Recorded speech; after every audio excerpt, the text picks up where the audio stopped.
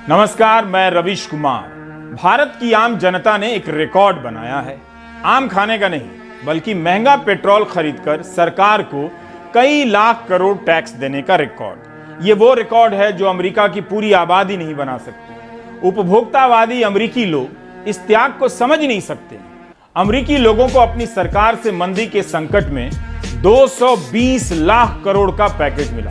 जिनकी नौकरी नहीं गई उन्हें भी 3-3 हजार डॉलर के चेक मिले। भारतीय रुपए में 2 लाख रुपए होते हैं। परिवार के हर सदस्य को मिला हुआ। ऐसे लोगों ने चेक ले भी लिया। आध्यात्मिक भारत के लोगों को ऐसा कुछ नहीं मिला। मिलता भी तो शायद वे ठुकरा देते, क्या पता इसलिए भी सरकार ने नहीं दिया। वक्त आ गया है कि भारत के सभी पेशे के बर्बाद हुए लोग अमेरिका की निंदा करें कि हम बर्बाद हो गए, लेकिन हमने तो डोल नहीं लिया, उसकी जगह लोन मिला, लोन लिया। भारत को इस हीन भावना से निकलना ही होगा कि अमेरिका की निंदा करनी ही होगी। मंत्रियों को भी ट्वीट कर भारत की मिडिल क्लास जनता को इस बात का श्रेय देना चाहिए कि सरकार से कुछ न मांगने के लिए आपका आभार, और तो और आपके सहयोग से प्रेरित होकर हम पेट्रोल और डीजल के दाम और बढ़ाएंगे। महाराष्ट्र, मध्य प्रदेश, कर्नाटक, बिहार, तेलंगाना, राजस्थान, तमिलनाडु, आंध्र प्रदेश, लद्दाख, जम्मू कश्मीर, उड़ीसा, केरल, इन सब जगहों में पेट्रोल 100 रुपया लीटर हो चुका है। जिन राज्यों में पेट्रोल अभी भी 100 रुपए से सस्ता है, उन्हें कितना बुरा लग रहा होगा कि उन्हें 100 रुपया लीटर खरीदने का मौका नहीं दिया जा रहा। दिल्ली के लोगों को तो खुद से सोचना चाहिए कि दिल्ली प्रति व्यक्ति आय के बारे में भारत में तीसरे नंबर पर है, फिर भी 100 रुपया लीटर पेट्रोल खरीद नहीं रहे। यहाँ के लोग 98 रुपए 81 पैसे लीटर खरीद रहे हैं, जबकि गरीब राज्य बिहार के लोग 100 रुपए से अधिक दाम पर पेट्रोल खरीदने के मामले में दिल्ली से भी आगे निकल चुके हैं। इसी से मेरा नजरिया बदला है। पहले लगा कि जनता के साथ ज्यादती हो रही है, अब समझ में आया कि जनता ही ज्यादा देना चाहती है।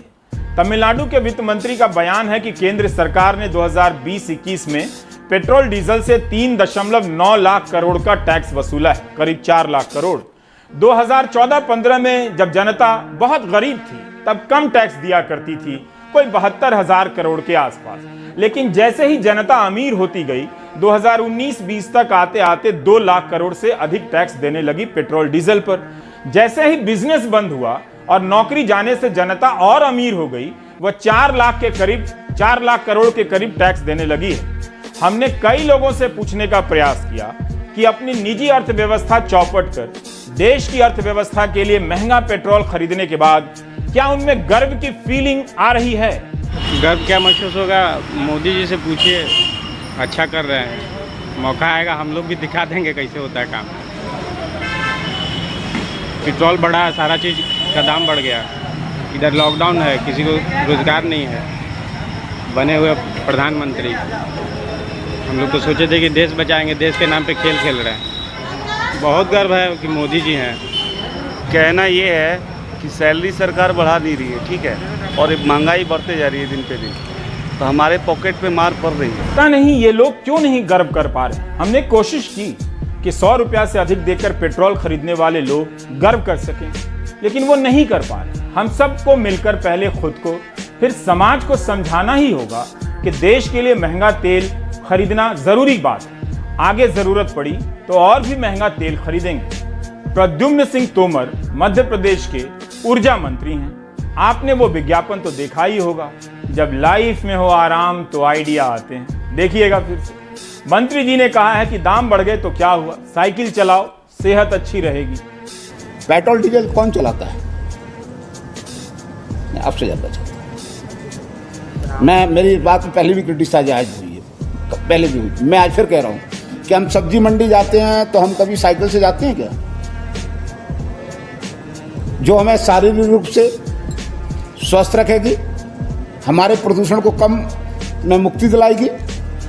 हमारे लिए पेट्रोल डीजल महत्वपूर्ण है कि हमारे स्वास्थ्य सेवाएं देश की महत्वपूर्ण है। इतनी अच्छी बात कोई मंत्री ही कह सकते हैं, क्योंकि जो मन में आए उसकी बात कहने का दिल मंत्रियों को ही करता है। तभी तो हमें भाषण पसंद है,